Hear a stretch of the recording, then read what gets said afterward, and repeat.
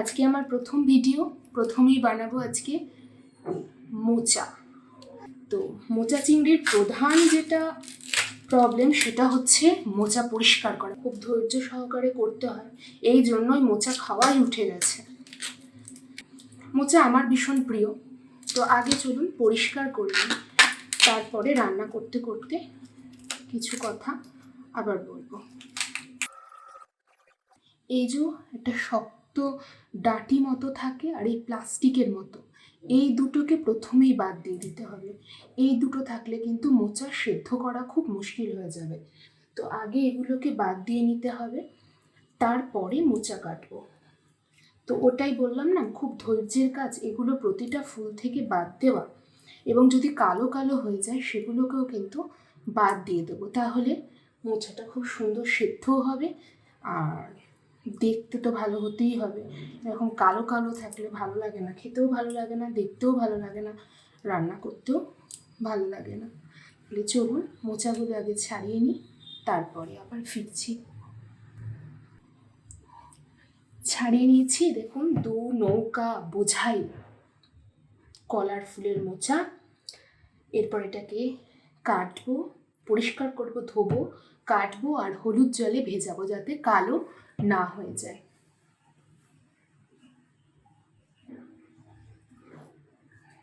এই যে জল নিলাম, তো জলের মধ্যে মিশিয়ে দেব একটু হলুদ গুঁড়ো, তারপর কেটে কেটে এই জলটার মধ্যে রাখবো। তাহলে কাটার সাথে সাথে যে কালো ভাবটা চলে আসে সেটা আর আসবে না। আজকের এই মোচা চিংড়িটা আমি বানাবো হচ্ছে আলু ছাড়া। বাড়িতে অনেক সুগারের পেশেন্ট, তাই আলুর ব্যবহার করব না, আলু ছাড়াই বানাবো। তো আগে মোচাটাকে খুব ঝিরি করে ছোট ছোট ছোট ছোট ফাইন কাট করতে হবে, যাতে ইজিলি একটা ঘন্ট পেকে যায়। কারণ আলু পড়ছে না, আলু যে মাখো মাখো ভাবটা নিয়ে আসে তরকারির মধ্যে, সেটা আনার জন্য কেউ থাকছে না। তো একেই মাখো মাখোভাবে বানিয়ে তোলার জন্য কাটিংটা বড্ড ঠিকঠাক হওয়া বড্ড প্রয়োজন। একদম ঝিরি করে কাটবো, দিয়ে মিশিয়ে দেবো একদম হলুদ জলে, নইলেই কালো হয়ে যাবে। এই বাঙালি রান্না বিবর্তনে বিভিন্ন আর্থ সামাজিক বিভিন্ন রকমের অবদান আছে। তবে প্রথমে একজনদের অবদান আমি বলবো, আমাদের যে বাঙালি বিধবা, তারা না, জানেন তো তাদের খাবার দাবারের প্রচুর রেস্ট্রিকশন ছিল। তারা না ঠিকঠাক করে ভালো, মানে স্বাদ আছে এরকম খাবার খাওয়ার অধিকার তাদের ছিল না। তো তাদের তো পেঁয়াজ রসুন তো ধরুন বাঙালিদের ঘরে নিষিদ্ধই ছিল। প্রায় 19 শতক অবধি রান্নাতে পেঁয়াজ রসুনের ব্যবহার সেভাবে ছিলই না। আদার ব্যবহার ছিল, কিন্তু পেঁয়াজ রসুন ছিল নিষিদ্ধ। তো সেক্ষেত্রে পরবর্তীকালে প্রায় 150 বছর বা 200 বছর হলো, মানে বাঙালি রান্নাঘরে পেঁয়াজ রসুনের অবাধ যাতায়াত। তাছাড়া এই যে বাঙালি বিধবা যারা ছিল, বিধবা, তো তাদের তো ধরো তামসিক গুণ আছে এমন কোনো খাবারই খাওয়া চলতো না, মানে তাদের মশলাদার কিছু খাবার খাওয়াই চলতো না, নিষিদ্ধ ছিল। তো তাদেরকে এই খুব অল্প জিনিস দিয়ে সুস্বাদু রান্না করার চেষ্টা করতে হতো। তো এইভাবেই না বিভিন্ন সুন্দর সুন্দর নিরামিষ রান্না বাঙালিরা পেয়েছে। হ্যাঁ, এবং ওনাদের প্রচেষ্টা, ওই অল্প কটা একটু মশলা তেলে কত আর সুস্বাদু হবে, তারা তার মধ্যেই অনেক সুস্বাদু খাবার বানিয়েছে, যেগুলো এখন আমাদের ঐতিহ্যশালী খাবারে পরিণত হয়েছে। রান্নার জোগাড় মোটামুটি আমার রেডি। যা যা লাগবে, মশলা, পেঁয়াজ, চিংড়ি মাছটা ধুয়ে নিয়েছি, পিঠের কালো শিরগুলো বের করে নিয়েছি, তা নুন হলুদ মাখিয়ে ভাজবো। আর ভাপতে দেবো হচ্ছে মোচাটা। একটা কড়াই নিয়ে নিলাম, জল নিয়ে নিলাম, গ্যাস অন করলাম, এরপর ভাপতে দেব। এটা ভাপিয়ে জলটা ফেলে দেবো, তাহলে এটা নরমও হয়ে যাবে। আর যেহেতু আলু দিচ্ছি না, বললাম যে মাখো মাখো এটাও চলে আসবে। আর ভাপিয়ে একটু জল ফেলে না দিলে খুব কষাও হয়।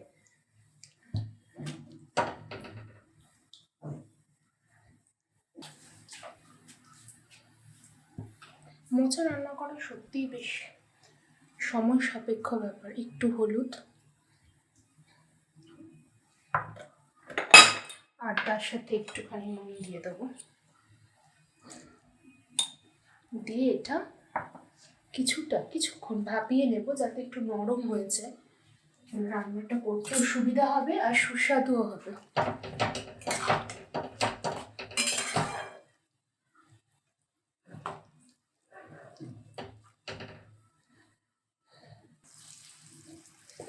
সেদ্ধ হয়ে গেছে, ভাপিয়ে নেওয়া হয়ে গেছে। এরপর গ্যাসটা অফ করে আমি জলটা স্ট্রেন করে দেবো। এই যে ভাপিয়ে জল ঝরিয়ে নিয়েছি, এইটা রেখে দিয়ে এবার আমি চিংড়ি মাছগুলো আগে ভেজে নেব।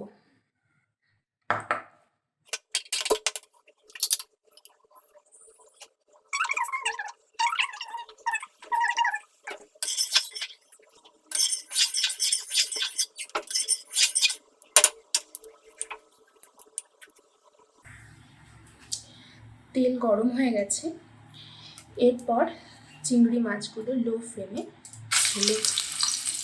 ছেড়ে দেবো।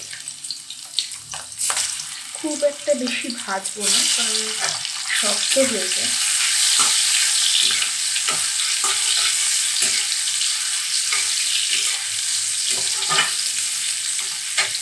হালকা 1 মিনিট মতো ভেজে তুলে রেখে দেবো। হালকা 1 মিনিট মতো ভাজবো, তারপর তুলে রেখে দেবো।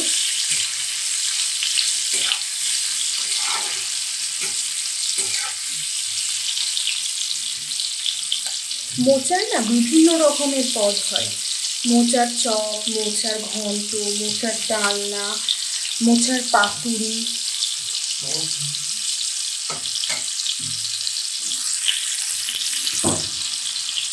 বিভিন্ন রকমের মোচার রান্না হয়। তো এ ভাজা হয়ে গেছে, আমি তুলে নিই, তারপর বলছি।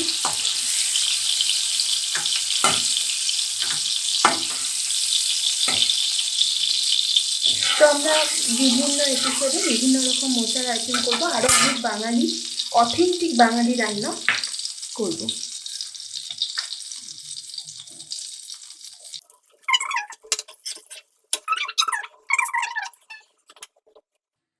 তেজপাতা ধুয়ে রেখেছিলাম, তেলটা গরমই আছে, ফোড়ন দিয়ে দেবো। তার সাথে কাঁচা লঙ্কা ফোড়ন দেবো। শুকনো লঙ্কা ফোড়ন আপনারা দিতে পারেন, কিন্তু আমি কাঁচা লঙ্কা ফোড়ন দেবো, কারণ আমার বাড়িতে বাচ্চাও আছে, খাবে। পেঁয়াজ ভাজতে দেবো, অল্প পেঁয়াজ, বেশি নয়, একদম সামান্য পেঁয়াজ। আমাদের যে প্রথম রান্নার বই যদি বলা হয় আমাদের পৃথিবীর ইতিহাসে, তো সেটা লেখা হয়েছিল প্রায় প্রথম শতাব্দীতে। ওই লেখক ছিলেন এপিসিউস। তো এপিসিউসের লেখা একটি বই, দ্য রোমান কুকারি। তো ওখান থেকে প্রথম রান্নার ইতিহাসের কথা জানা যায়। ওখানে বলা হয়েছে যে রোমান খাবারে প্রচুর স্পাইস, প্রচুর মশলা, প্রচুর সস ইউজ হতো। রোমান খাবারের সেই সময়কার খাবারের টেস্ট ভালো লাগতো না, মানে ভালো রাঁধুনি ছিল না, এরকমই আর কি বইয়ে লেখা আছে বা ইতিহাসবিদরা বলে। ব্যাপার না, রান্না একটা শিল্প, তার মধ্যে প্রচুর ভালোবাসা লাগে, যত্ন লাগে। আর এটা একদমই কষাবো অল্প আছে, কারণ খুব অল্প তেলে রান্না হচ্ছে, তো তাই ফ্লেমটা হাই থাকলে মশলা ধরে যাওয়ার সম্ভাবনা প্রবল।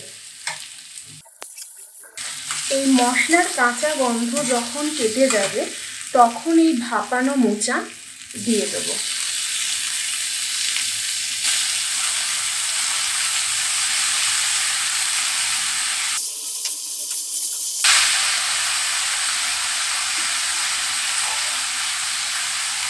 আমার একটা বদ অভ্যাস আছে, রান্না করতে করতে 10 বার হাত ধোয়া। হাত না ধুলেও হয়, কিন্তু আমার ওটা বাকি বলতে পারেন, যে প্রতিবার কোনো জিনিস দেবো হাত ধোবো। কী বলবো, কাটানোর চেষ্টা করছি, পাচ্ছি না। শীতকালে এলে বড্ড সমস্যা হয়। এবার এটাকে ভালো করে কষাবো। এরপর এর মধ্যে ফেলে দেবো অল্প হলুদ গুঁড়ো, যেহেতু ভাপানোর সময় হলুদ দিয়ে ভাপিয়েছি, খুব একটা হলুদ লাগবে না। জিরে গুঁড়ো, ধনে গুঁড়ো, লাল লঙ্কার গুঁড়ো আর কাশ্মীরি মির্চ।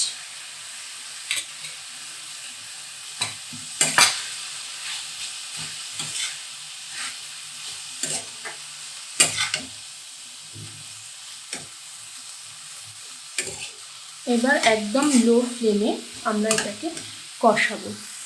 এরপর যেটা অ্যাড করব সেটা হচ্ছে নুন।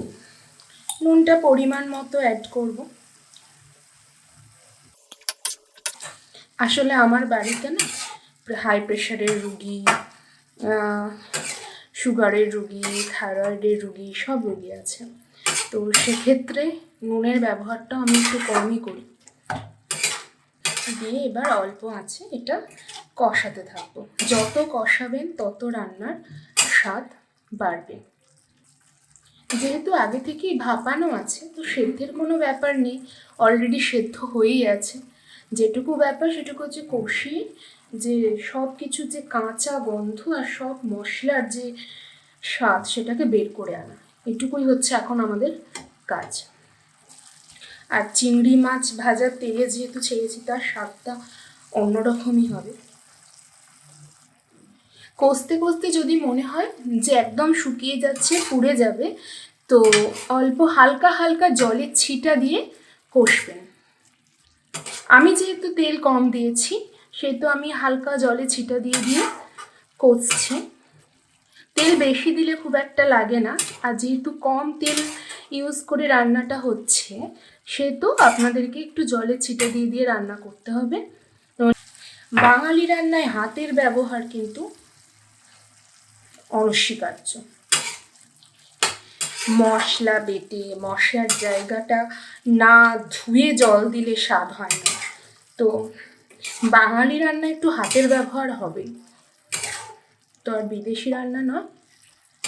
হাত দিয়ে নুন দেওয়া, হাত দিয়ে জল দেওয়া, মশলার জায়গাটা ভালো করে বাটি ধুয়ে জল দেওয়া, বললে স্বাদই আসে না।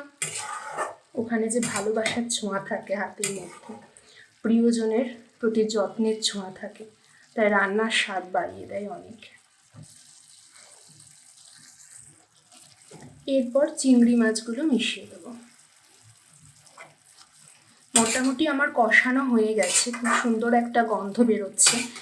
ফোনে তো আর গন্ধ পাবেন না, তাই মোটামুটি আমি বলে দিলাম খুব ভালো গন্ধ পাচ্ছি, তাই কষানো হয়ে গেছে। চিংড়ি মাছটা দিয়ে দিলাম। চিংড়ি মাছ দিয়ে আর একটুখানি কষাবো, আর যে জলের ছিটা দিয়েছিলাম হালকা জল আছে, ওই জলটাকেও মেরে দেব। মোচার রান্নার প্রধান যে পার্ট, গরম মশলা আর ঘি, এইটা লাগবে। নিরামিষ হোক আমিষ হোক, না দিলেও হয় ঘিটা, কিন্তু বেশ মোচার সাথে ঘিটা একটু ভালোই যায়। চিনি একটু দেব, আসলে চিনি যা সুগারের রুগী তার জন্য তুলে রেখে চিনি দেব, দিই না, কারণ নর্মালি যখন রান্না করি বাড়ির জন্য তখন চিনিটা অ্যাভয়েড করেই দিই। আমরা সবাই চিনি ছাড়া খাবার খেতেই অভ্যস্ত, তো কিন্তু চিনি দিলে স্বাদ আরও অনেক বেশি বেড়ে যাবে, কারণ একটা যে কষাটে ভাব থাকে সেটা চলে যাবে। নর্মালি এটাতে পাওয়া যাবে না, ঘি দিলে অনেকটা কমে যায় কষাটে ভাব। তারপর চিংড়ি মাছ পড়েছে, কিন্তু আমি তুলে রেখে দেবো, তারপরে অল্প একটুতে আমি চিনি দেব। এরপর অল্প একটু ঘি মেশালাম, হালকা গরম মশলা গুঁড়ো। আপনারা আগে চিনিটা মিশিয়ে দিতে পারেন, আমি তুলে নিয়েছি। এরপর আমি এই চিনিটা মিশিয়ে দিলাম। আপনারা আপনাদের স্বাদ মতো চিনি মেশাবেন, আমি অল্পই মেশালাম, কারণ বললাম আমাদের বাড়ির লোকেরা রান্নায় খুব একটা চিনি পছন্দ করে না, অভ্যাস হয়ে গেছে আসলে না খেয়ে খেয়ে। তো আমি একদম অল্প দিলাম, আপনারা আপনাদের স্বাদ মতো চিনি, লঙ্কা এগুলো অ্যাড করতেই পারেন, ঝাল। আমার বাচ্চা খাবে বলে আমি ঝালটাও খুব একটা দিইনি। রান্না রেডি হয়ে গেল সার্ভ করার জন্য। আমার মোজো যখন এসেছিল নৌকায় করে এসেছিল, এবার আমার ফ্যামিলি মেম্বারদের পেটে যখন যাবে নৌকায় করেই যাবে, তাই সুন্দর করে নৌকা বোঝাই করে দিলাম। এই নৌকা এবার যাবে হচ্ছে আমার প্রিয়জনদের পেটে। যদি পছন্দ হয় আমার রেসিপি বা আমার কথা, যদি বাংলার ইতিহাস জানতে চান, বাংলার রান্নার ইতিহাস জানতে চান, তাহলে প্লিজ আমার চ্যানেলটা সাবস্ক্রাইব করুন, ফলো করুন, শেয়ার করুন। ধন্যবাদ।